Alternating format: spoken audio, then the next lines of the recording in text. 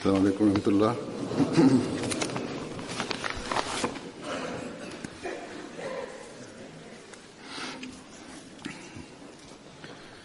أشهد أن لا إله إلا الله وحده لا شريك له وأشهد أن محمدا عبده ورسوله أما بعد فأعوذ بالله من الشيطان الرجيم بسم الله الرحمن الرحيم الحمد لله رب العالمين الرحمن الرحيم مالك يوم الدين إياك نعبد وإياك نستعين اهدنا الصراط المستقيم صراط الذين أنعمت عليهم غير المغضوب عليهم ولا الضالين.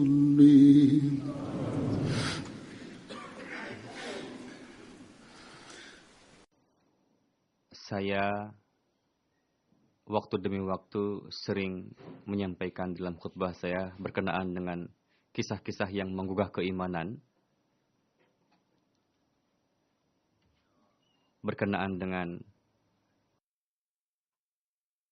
keadaan rohani orang-orang yang beat masuk ke dalam jemaat Ahmadiyah ataupun setelah itu, dan dengan karunia Allah Ta'ala sebagai dampaknya menimbulkan kemajuan dan peningkatan di dalam diri para Ahmadi. Banyak sekali para Ahmadi yang menulis surat kepada saya atau menyampaikan kesan-kesannya bahwa mohon huzur berkenan untuk sering-sering menyampaikan kisah-kisah seperti ini, karena kisah-kisah seperti itu sangat menarik dan hal ini dapat menarik perhatian putra-putri kami dan akan menjadi penyebab perbaikan dalam kondisi rohani putra-putri kami. Begitu juga akan menjadi penyebab meningkatnya kondisi kerohanian kami juga. Dan hal ini akan mengingatkan kami untuk menciptakan perubahan rohani. Sebagian para Ahmadi keturunan menulis surat kepada saya bahwa kisah-kisah kondisi keimanan para mubayyin baru ini yang disampaikan oleh Huzur ini telah membuat kami merasa malu, dan hal itu mengingatkan kepada kami semua para Ahmadi keturunan supaya kami pun meningkat di dalam kerohanian maupun keimanan. Begitu juga ada sebagian para mubayyin baru, mereka menyampaikan kesan-kesannya bahwa dengan kisah-kisah yang disampaikan tersebut justru membuat keimanan kami semakin meningkat. Namun, ada juga sebagian orang-orang yang tinggal di negeri-negeri barat, di Eropa, atau orang-orang yang menganggap diri terpelajar, lebih modern, lebih maju.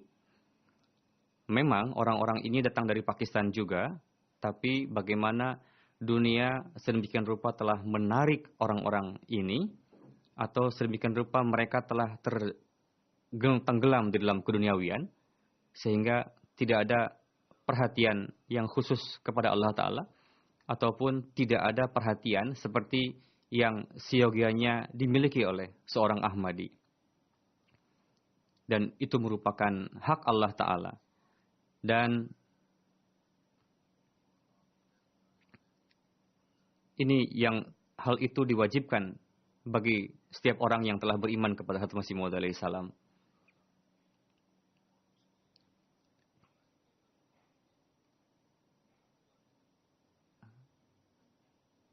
mereka tidak memberikan perhatian untuk melaksanakan hak-hak Allah Ta'ala. Dan jikapun ada perhatian mereka, sangat sedikit sekali sayangnya. Sampai-sampai sama saja dengan tidak ada. Mereka lalai di dalam kewajiban agama. Mereka tidak memikirkan untuk perubahan rohani mereka. Orang-orang yang seperti ini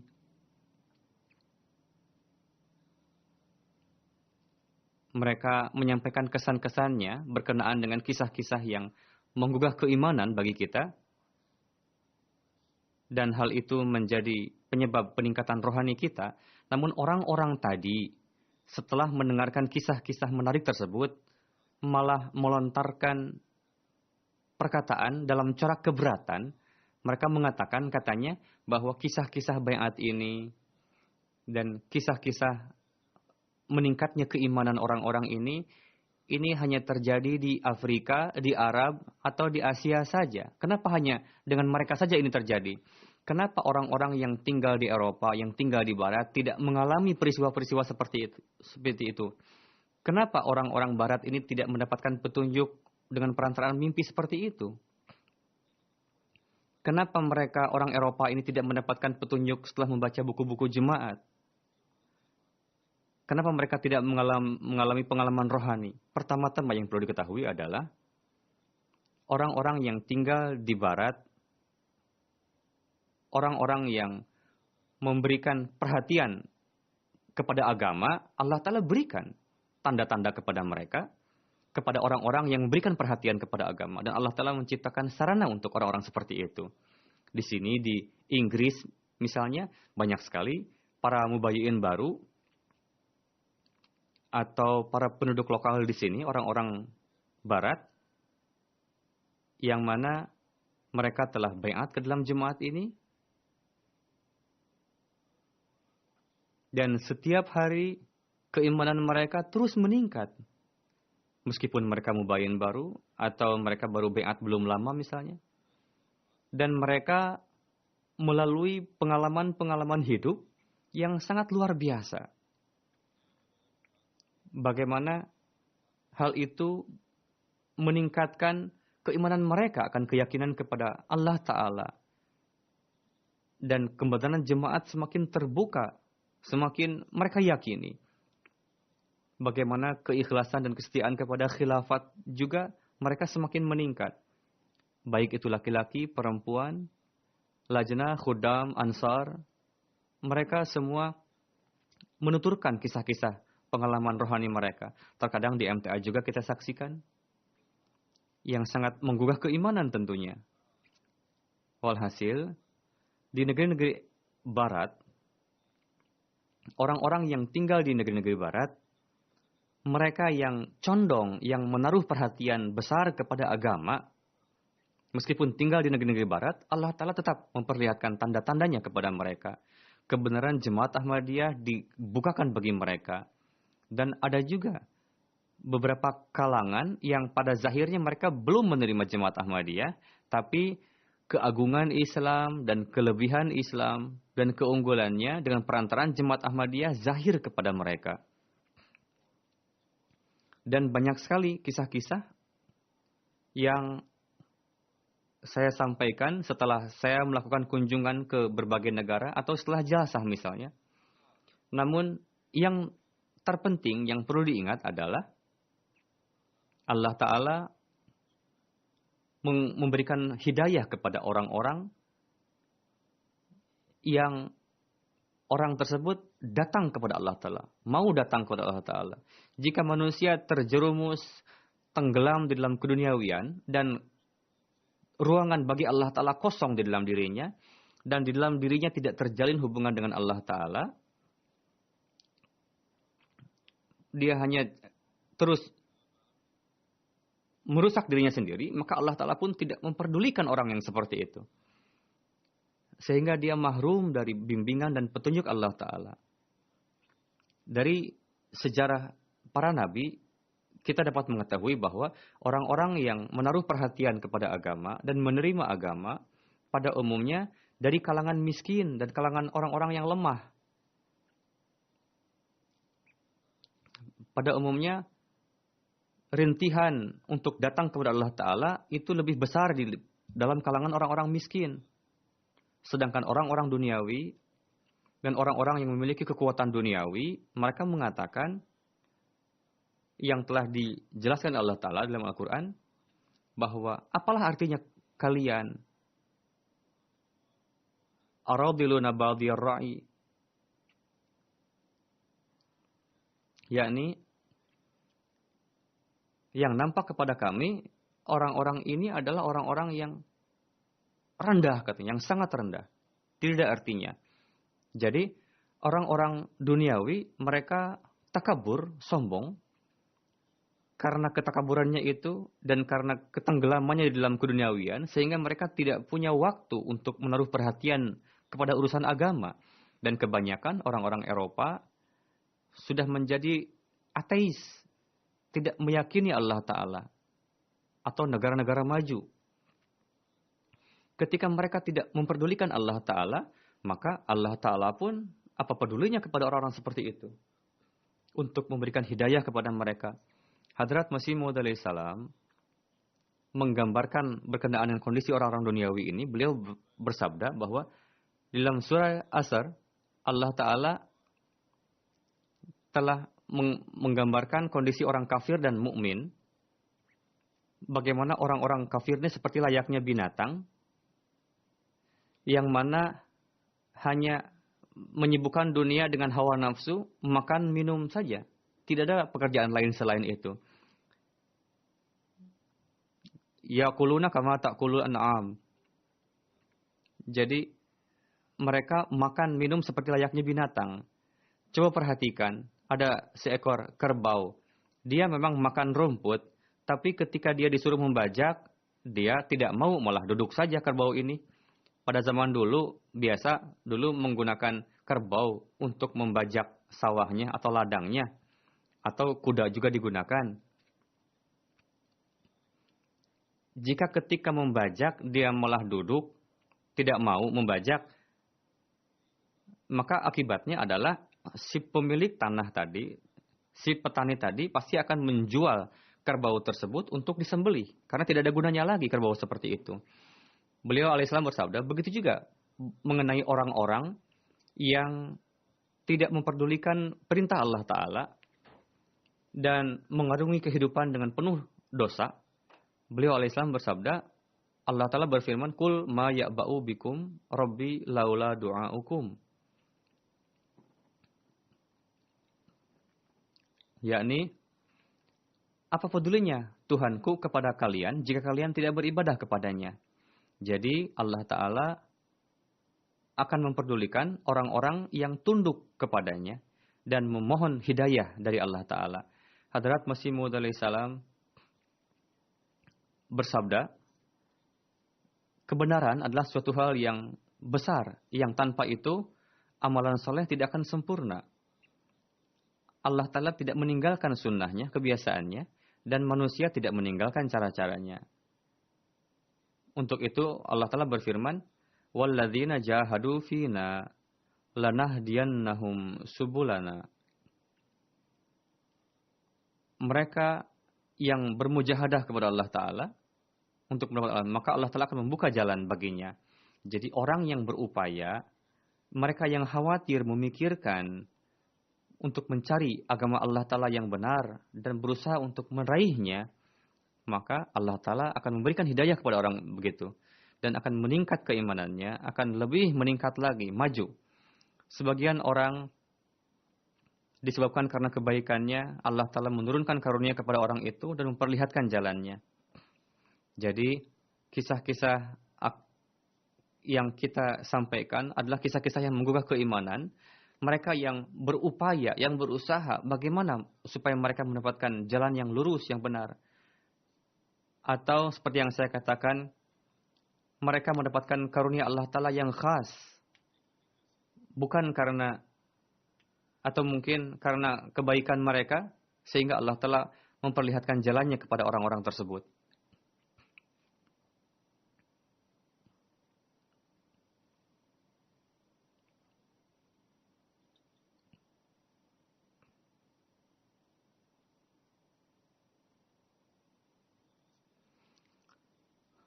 berkenaan dengan kisah-kisah keikhlasan dan kemajuan rohani pada hari ini pun akan saya sampaikan. Di Burkina Faso, Amir Sahib menulis, di kampung Lukim, ada mubalik lokal kami pergi untuk bertablik. Ketika beliau ingin mengambil beat dari orang-orang, hanya satu orang saja yang bersedia, yaitu seorang wanita tua untuk baiat. Dan Pak Mu'alim mengatakan kepada orang-orang kampung itu, di sini 15 km jaraknya ada Masjid Jemaat Ahmadiyah. Jika ada di antara tuan-tuan menginginkan informasi mengenai Jemaat Ahmadiyah, silakan datang ke masjid tersebut, dan di sana pun ada salat Jumat. Yang beat satu perempuan tua, Maulwi Sahib menuturkan bahwa karena musim hujan saat itu, sehingga di antara masjid dan kampung tersebut ada galian-galian yang meluap airnya karena musim hujan. Ketika wanita tadi, setelah beat, wanita tua tadi, maka dia membawa sajadah, akan pergi ke masjid untuk salat Jumat. Dan melihat selokan-selokan yang penuh dengan air melebar, beliau hanya menggelar sajadahnya di dekat rumahnya, dan beliau salat di sana. Mengatakan, saya sudah salat dengan Jemaat Ahmadiyah, katanya, karena niat saya untuk pergi salat Jumat dengan mereka. Namun karena banjir, saya tidak jadi pergi. Namun setelah sebulan kemudian, air meluap tadi berkurang, dan beliau datang ke masjid dan menuturkan kisahnya. Bagaimana keikhlasan wanita tua tadi.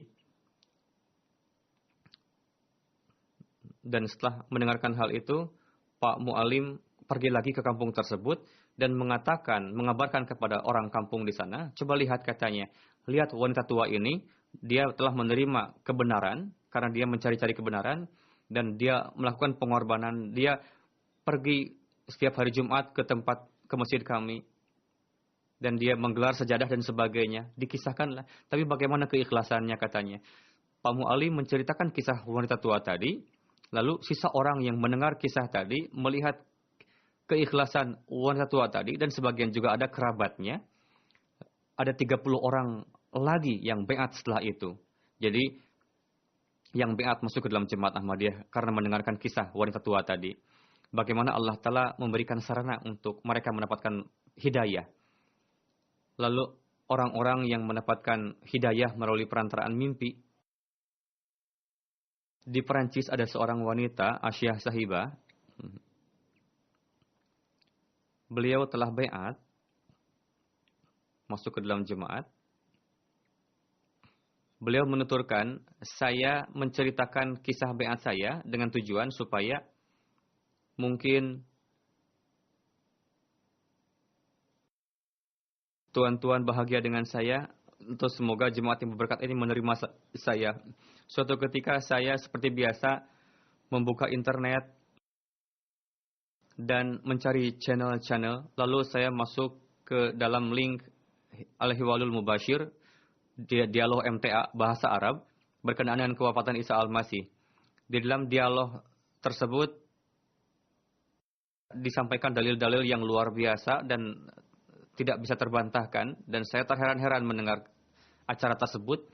Beberapa hari sebelumnya saya melihat mimpi bahwa saya akan masuk ke dalam sumur yang gelap dan saya memegang dinding sumur supaya saya tidak terjatuh, dan kaki saya ke bawah tergantung. Saya melihat ke atas, ada 3-4 burung yang berwarna putih, warnanya sangat putih, namun saya tidak tahu siapa sebetulnya burung-burung ini.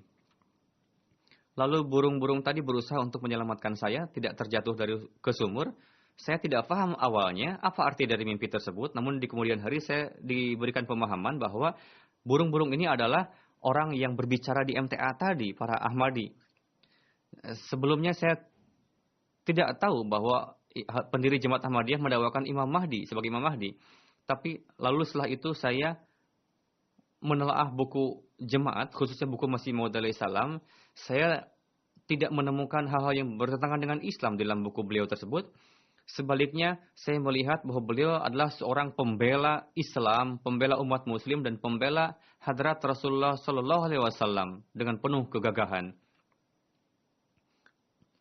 Yang dengan dan buku itu betul-betul memperlihatkan ruh Islam kepada para penentang. Lalu saya istikharah. Dan 2 hari berikutnya, ada seorang kawan perempuan saya memberitahukan bahwa dia melihat mimpi, bahwa di dalam mimpi itu saya dan teman saya itu berada di rumah mertua saya, dan saya melihat ada berbagai kamar di sana, dan ada satu kamar yang di dalamnya penuh dengan cahaya. Lalu saya mengatakan, saya suka dengan kamar ini, saya akan tinggal di kamar tersebut yang banyak cahayanya. Lalu saya menyimpulkan dalam mimpi tersebut bahwa saya harus baiat ke dalam jemaat ini. Lalu saya baiat masuk ke dalam jemaat. Bagaimana dengan perantaran MTA? Ada satu kisah lagi, seorang wanita di Turki, Mira Sahibah, beliau menuturkan bahwa saya ingin menyampaikan kisah baiat saya. Pada tahun 2010 saya mengenal jemaat dan saya mendapatkan taufik baiat. Saya melihat suami saya rajin sekali nonton MTA, program Arab, dan saya pun mulai menonton MTA, dan terkadang ketika suami saya tidak ada pun saya terus melihat MTA. Suami saya mengatakan kepada saya, ya sudah kamu baiat saja. Saya menjawab, saya tidak bisa bertanggung jawab katanya, karena rumah keluarga saya besar, banyak sekali tanggung jawab saya. Lalu saya melihat film Dajjal dari Jemaat Ahmadiyah, dan saya mencari informasi yang sebelumnya belum pernah saya dengarkan. Lalu saya lebih nonton MTA lagi, dan saya nonton program bahasa Arab, dan saya mulai dawam tahajud. Lalu suatu ketika Abdul Qadir Odeh Sahib melakukan kunjungan ke tempat kami, lalu saya baiat. Lalu menantu saya dan putri saya pun baiat. Kami sering bertukar pikiran dan menyimpulkan bahwa memang betul Ahmadiyah adalah Islam yang hakiki. Beliau menuturkan bahwa pada hari ketika saya baiat, saya melihat mimpi, saya membaca surat Al-Kahfi. Saya menjadi yakin bahwa Allah Ta'ala akan menyelamatkan kami dari keburukan Dajjal, dan saya akan menjadi penolong Imam Mahdi. Saya bersyukur kepada Allah Ta'ala bahwa Allah Ta'ala telah menganugerahkan keimanan kepada saya. Jadi beliau sendiri yang menulis kisah tersebut dan menyampaikan permohonan doa. Lalu berkenaan dengan berdirinya jemaat baru, ada beberapa kisah bagaimana Allah Ta'ala mendirikan jemaat ini.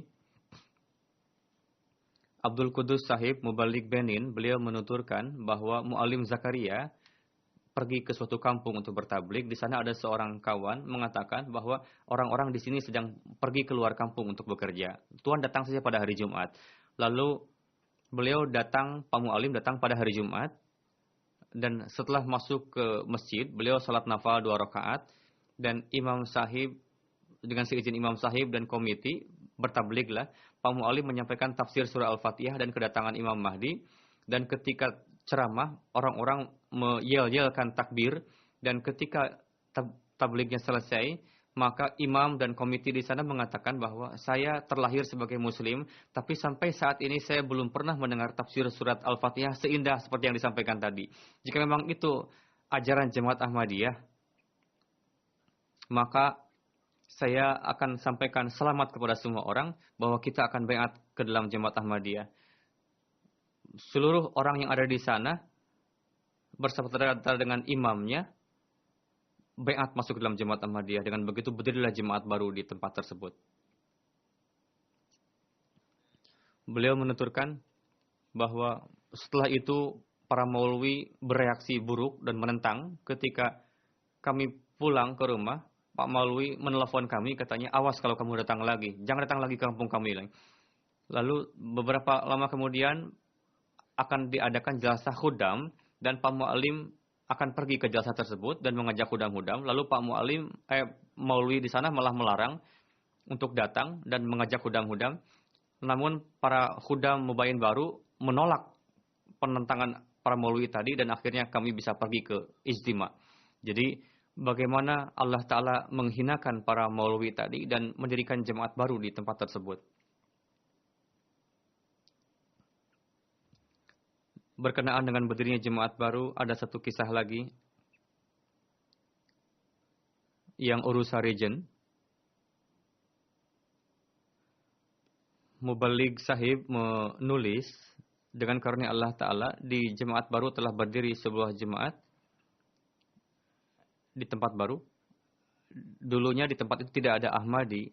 Sekarang kami mendapatkan karunia berkunjung berkali-kali dan membagikan literatur jemaat, dan buku-buku jemaat pun dibagikan. Sebagai hasilnya, dan karunia Allah Ta'ala, tidak hanya bai'at, bahkan telah berdiri jemaat yang resmi di sana, dan kapling-kapling tanah pun dibeli di sana, dan para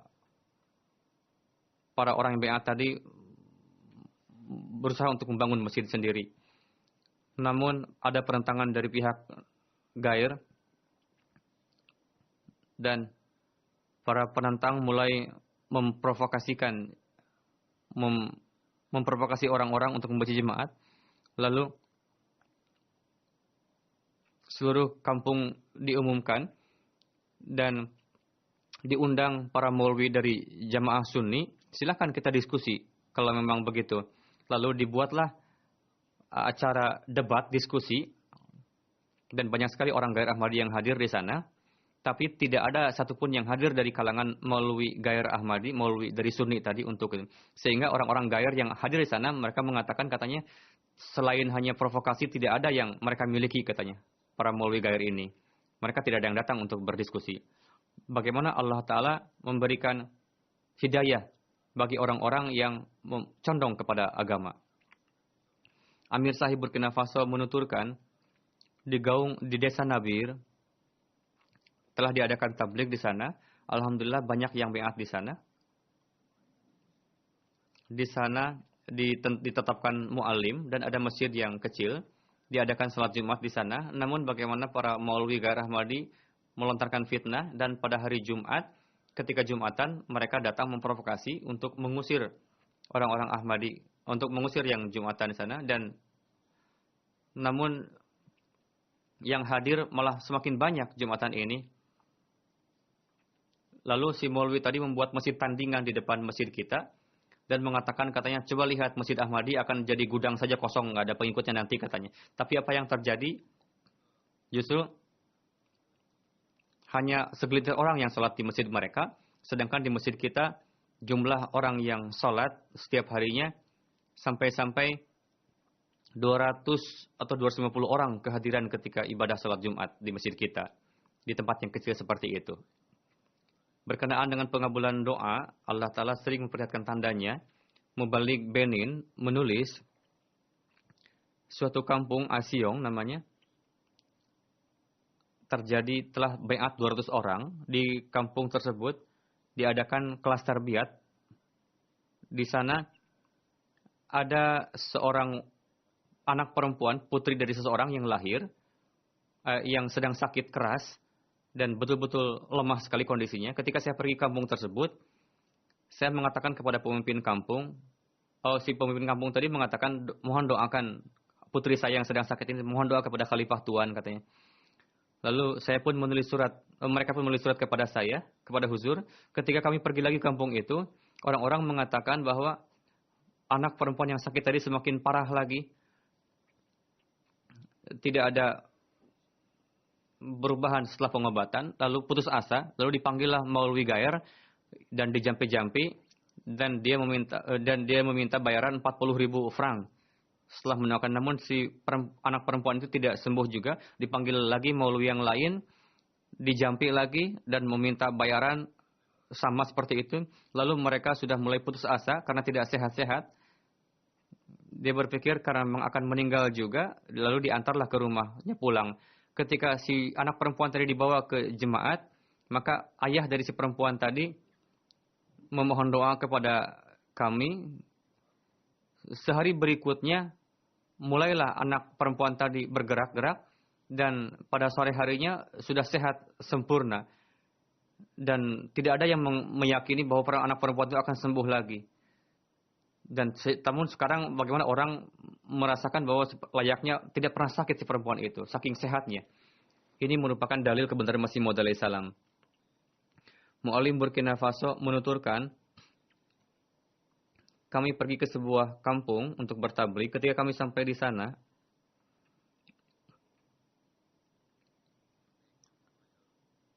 kami meminta izin untuk bertablik. Imam di kampung tersebut mengatakan bahwa pernah datang mubalik Anda ke tempat kami dan banyak sekali orang yang beat dari kami kepada jemaat, tapi masih ada yang belum beat. Silakan tuan tablik lagi. Mungkin saja orang yang belum tablik, yang belum beat tadi akan beat pada saat ini.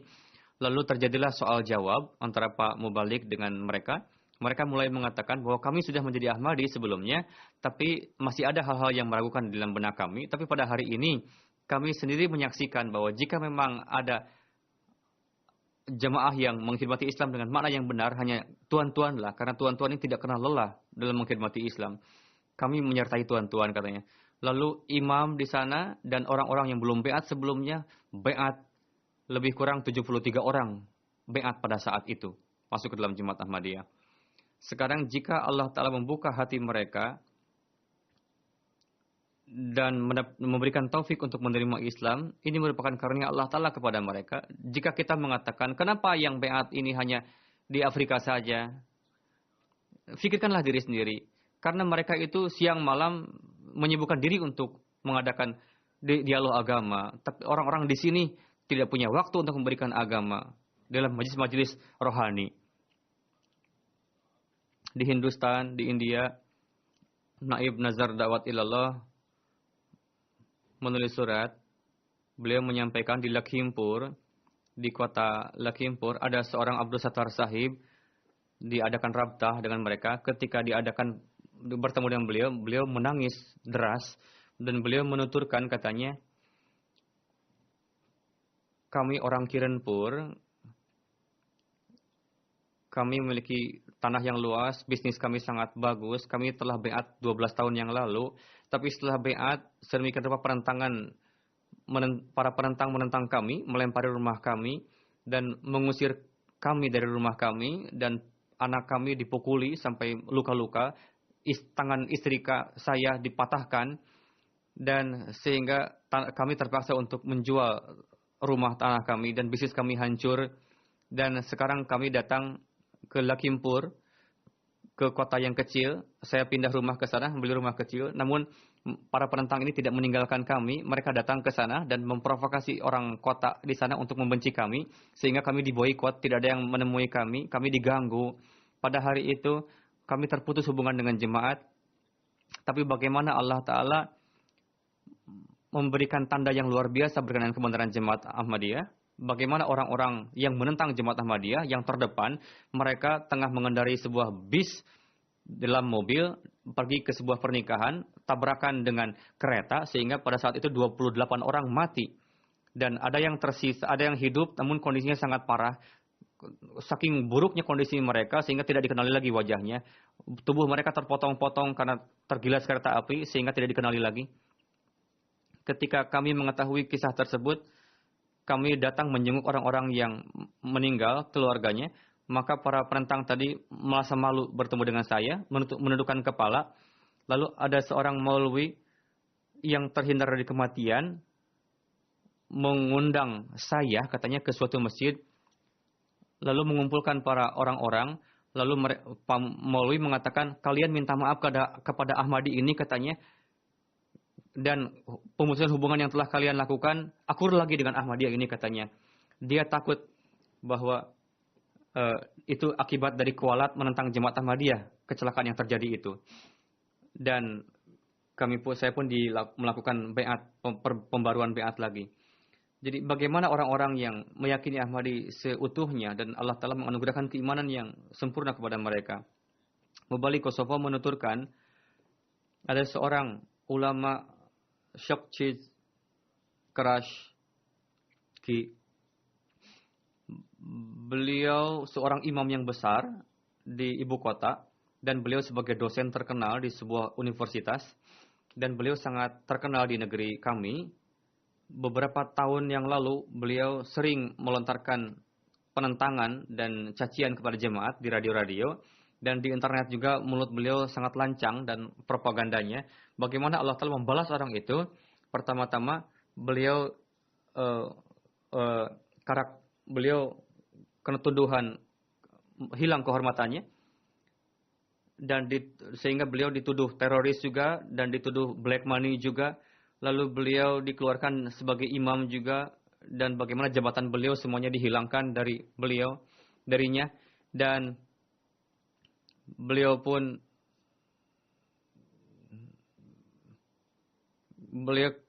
atas tuduhan mencemarkan,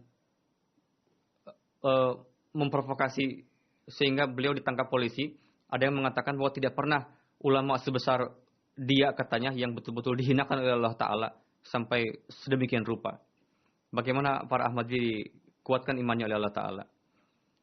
Bagaimana kezaliman kepada para mubayin baru dan mereka tetap teguh dalam keimanan. Pernah saya sampaikan juga sebelumnya. Di India,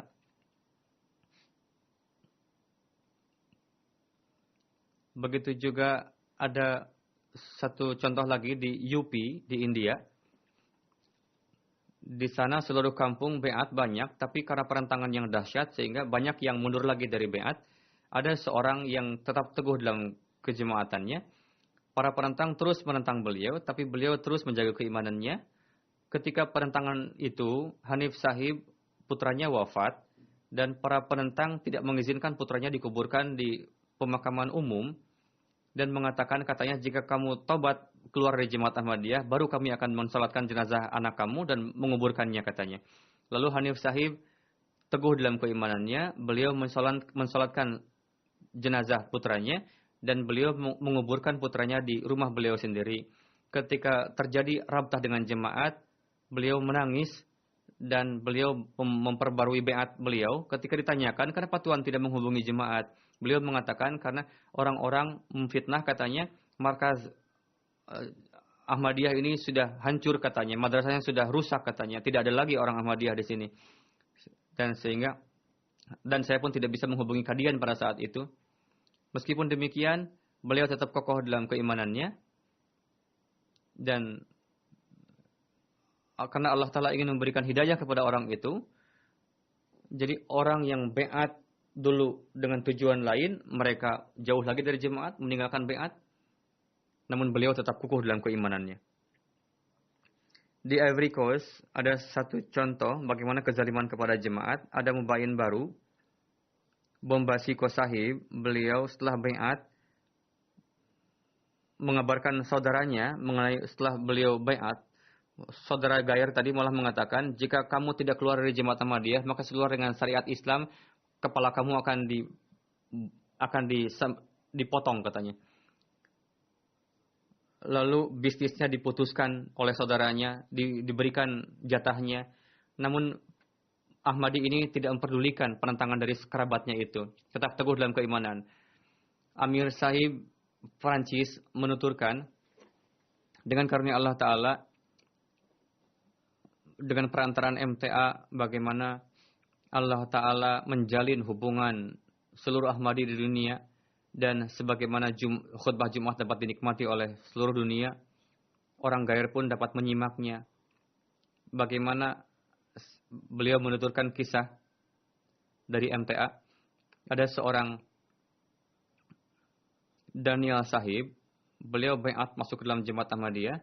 Beliau menuturkan bahwa sebelum beat, beliau adalah tinggal di Mayotte Island. Ini sebuah pulau di Perancis. Masjid yang biasa beliau datangi, imam di sana, katanya, sering mendengar khutbah Jumat huzur. Ketika khutbah, saya menyampaikan berkenaan dengan kewafatan Isa Al-Masih. Beliau sangat terkesan mendengarkan khutbah huzur tersebut. Imam masjid itu menuturkan bahwa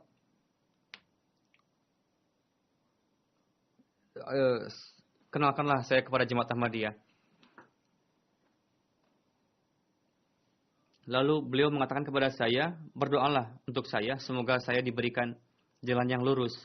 Beliau sangat terkesan dengan hal itu. Lalu Imam Sahib mengatakan kepada saya untuk mencari informasi mengenai jemaat Ahmadiyah. Lalu saya mencari informasi berkenaan dengan Hadrat Isa alaihissalam di internet. Lalu ada video jemaat dalam bahasa Prancis berkenaan dengan kewafatan Isa Al-Masih. Begitu juga di YouTube ada khutbah berkenaan dengan Hadrat Isa alaihissalam dan terjemahnya saya dapatkan, katanya. Lalu setelah itu saya beat. Amir Sahib menulis,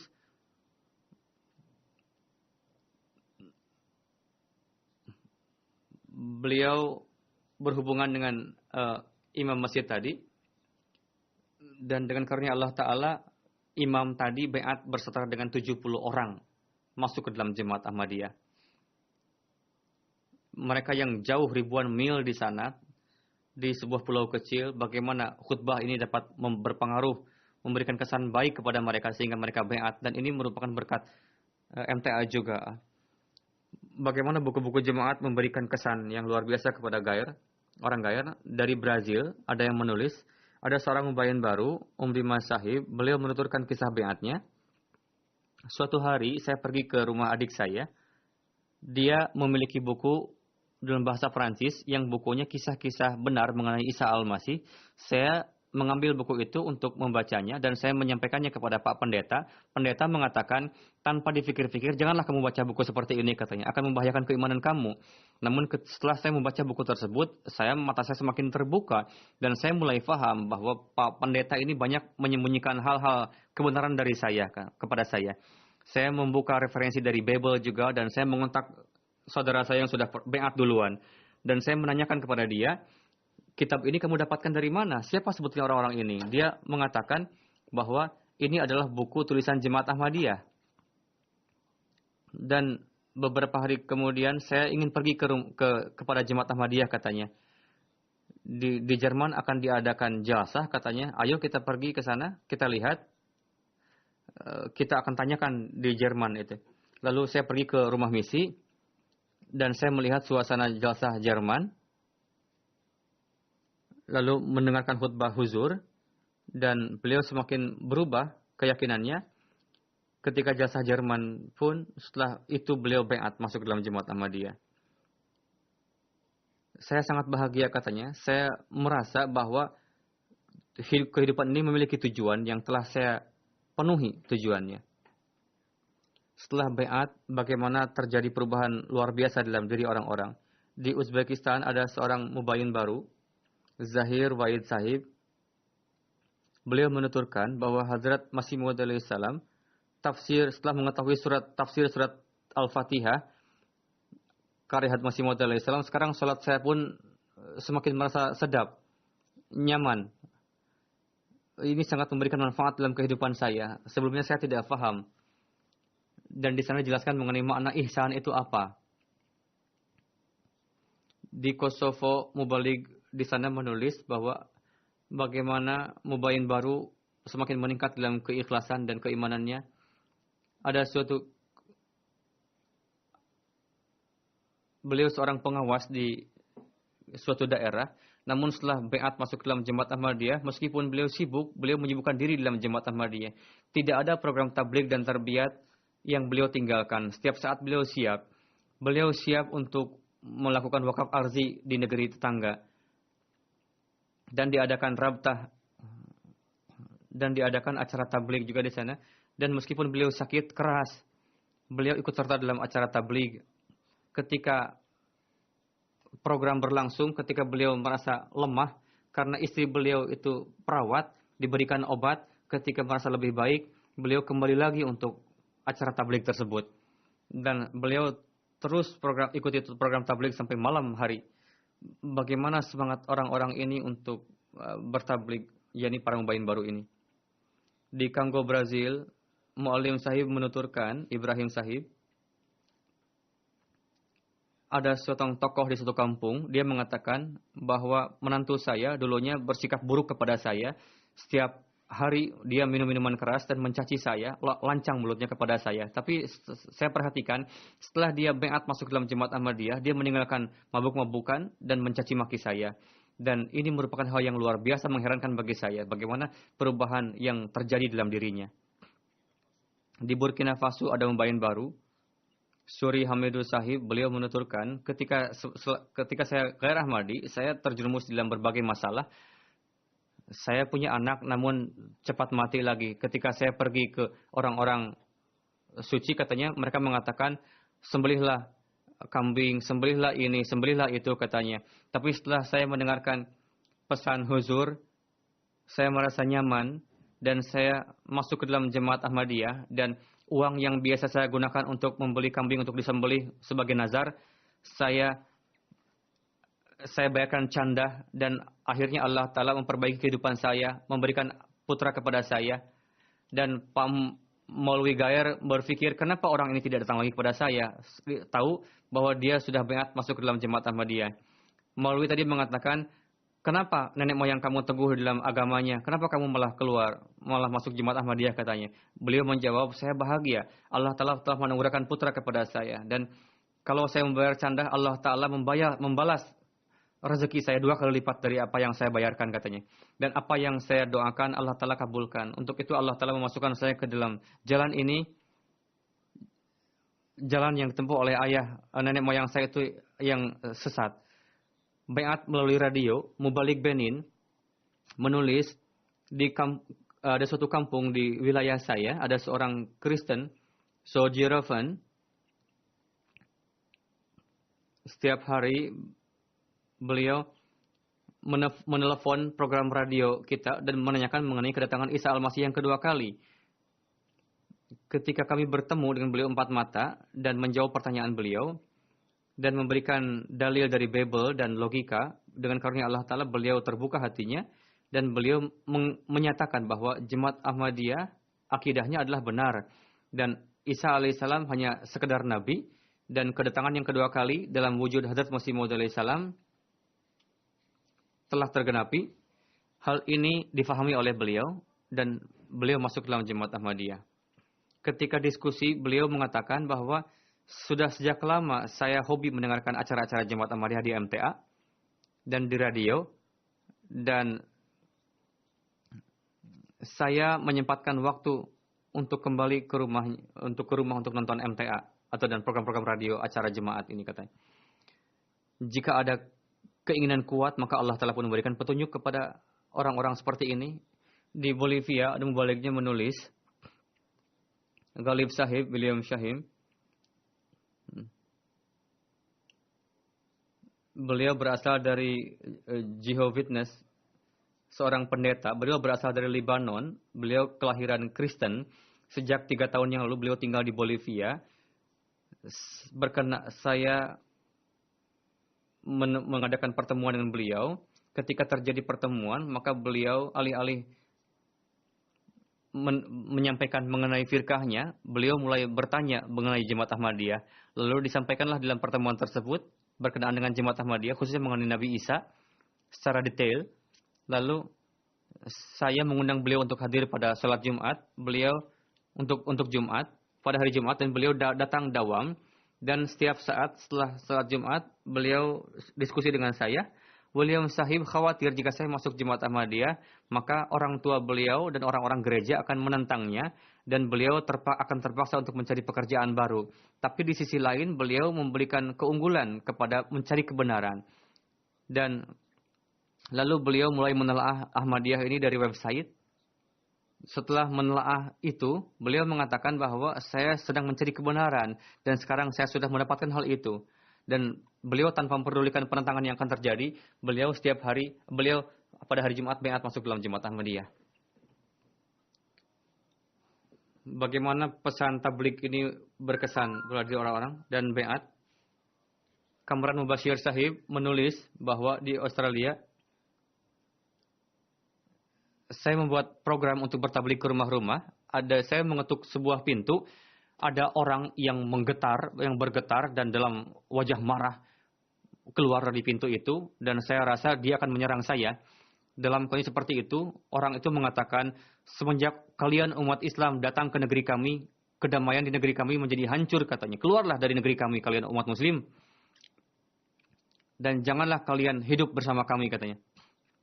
Ketika dia sudah selesai memaki-maki, saya mengatakan kepada beliau, memang betul apa yang Tuhan katakan, sebagian orang Muslim radikal, dan mereka mempersembahkan Islam dalam corak yang salah, tapi ajaran kami adalah love for all, hatred for none. Jemaat Ahmadiyah ke negeri manapun pergi, senantiasa berbaur dengan masyarakat, dengan negeri tersebut. Putra-putri kami pun bermain bersama, main bola. Saya pun penduduk baru di sini, saya menjadi anggota library di sini. Dan terjadilah obrolan dengan beliau. Setelah mendengar hal itu, orang yang tadinya marah, bergetar, dan rasanya akan memukul saya. Beliau sangat bahagia akhirnya dan mengatakan saya ingin berfoto dengan Tuan. Lalu pada akhirnya saya mengundang beliau untuk datang ke rumah misi dan beliau menerima undangan saya. Dan dengan karunia Allah Ta'ala, beliau bagaimana Allah Ta'ala melembutkan, menghaluskan hati orang-orang untuk menerima jemaat Ahmadiyah ini. Beberapa yang lalu saya mengatakan mengenai orang yang mencari suaka, para Ahmadi yang mencari suaka ke negeri barat di sini. Ada seorang Ahmadi yang mencari suaka ke Jerman. Beliau menuliskan kisahnya bahwa saya tinggal protokol terakhir dengan hakim. Hakim bertanya kepada saya, apakah kamu membagikan pamflet atau literatur jemaat? Ya, saya membagikannya.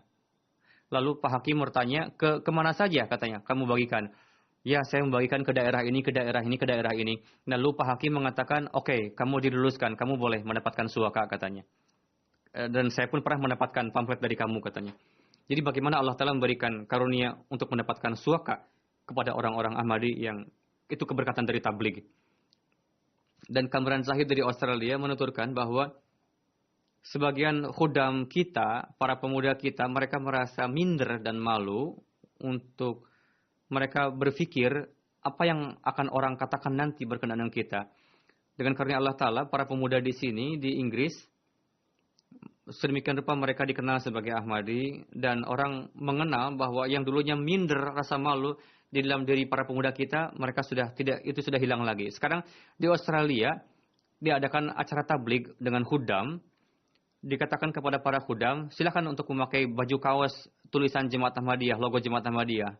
Ada seorang khudam datang kepada saya merasa malu dan minder untuk memakai baju tulisan Ahmadiyah katanya.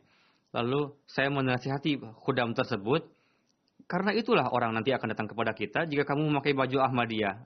Dengan karunia Allah Ta'ala, ketika rombongan Jemaat Ahmadiyah keluar dan mereka mulai memfoto kami, mengambil gambar kami, dan kami diinterview, lalu terbukalah pintu tabligh kami kepada mereka. Jadi khudam yang merasa malu tadi, dia datanglah kepada kawannya bahwa sebelum ini saya merasa malu untuk memakai baju tulisan logo jemaat. Namun sekarang saya baru tahu katanya, seluruh keberkatan itu justru berkaitan dengan nama Jemaat Ahmadiyah. Bagaimana Allah Ta'ala memberikan sarana tarbiyat bagi para pemuda kita. Allah Ta'ala telah mengilhamkan kepada Hazrat Masih Maud alaihissalam, fa'ana antu ana.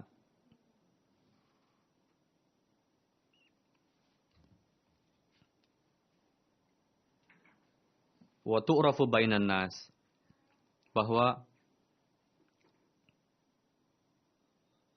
beliau menjelaskan ilham tersebut akan tiba satu zaman di mana engkau akan ditolong dan engkau akan dikenal. Maksudnya adalah fayu'rafu bainan nas. Hal ini diilhamkan oleh Allah Ta'ala pada tahun 88. Setelah itu pun diilhamkan lagi. Itu diilhamkan ketika tidak ada orang yang mengenal beliau alaihissalam pada saat itu. Apakah ini pekerjaan manusia? Bukan. Ini adalah pekerjaan Allah Ta'ala.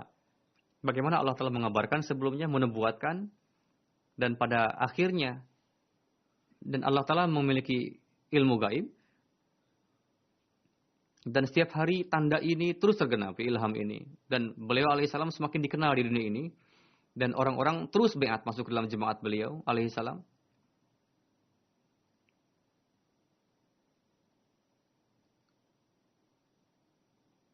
Beliau alaihissalam bersabda, Allah Ta'ala mengabarkan bahwa akan tiba masa kepada kalian di mana kalian akan dikenal. Dan memang betul terjadi. Dan kita menyaksikan pada saat ini dengan karunia Allah Ta'ala, nama Masih Maud alaihissalam, nama jemaat, nama Islam semakin menyebar di dunia ini. Dan suara dari jauh di sana sekarang setelah sampai di berbagai negeri di seluruh dunia, sampai di 210 negeri. Saya ingin sampaikan, sebagian orang beranggapan bahwa jemaat katanya melebih-lebihkan. Sebab di dunia ini negeri jumlahnya tidak sampai 210 katanya. Karena anggota PBB pun jumlahnya adalah 195 negara katanya. Memang anggota PBB berjumlah 195 negara, tapi jumlah negara di dunia ini ada 220 lebih kurang. Di BBC menyampaikan berkenaan dengan olahraga beberapa hari yang lalu bahwa pertandingan yang akan terjadi ini akan ditampilkan di 220 negara katanya. Jadi, jika mengambil dalil bahwa anggota PBB pun 195 dan menganggap bahwa Ahmadiyah ini melebih-lebihkan jumlah negara, hendaknya pemikiran seperti itu dihilangkan dari benak, khususnya di benak para pemuda kita. Semoga Allah Ta'ala memberikan taufik kepada kita semua. Semoga pesan yang Allah Ta'ala berikan melalui Hadrat Masih Maud alaihi salam, semoga kita menjadi orang-orang yang menyampaikan pesan tersebut. Amin.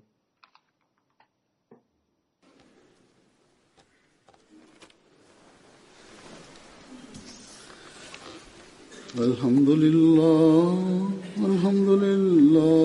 nahmaduhu wa nasta'inuhu wa nastaghfiruhu wa nu'minu bihi wa natawakkalu alayhi wa na'udzu billahi min shururi anfusina wa min sayyiati a'malina. من يهده الله فلا مضل له ومن يضلل فلا هادي له ونشهد أن لا إله إلا الله ونشهد أن محمدا عبده ورسوله. عباد الله رحمكم الله، إن الله يأمر بالعدل والإحسان وإيتاء ذي القربى وينهى عن الفحشاء والمنكر والبغي يعظكم لعلكم تذكرون. اذكروا الله يذكركم وادعوه يستجب لكم ولذكر الله أكبر.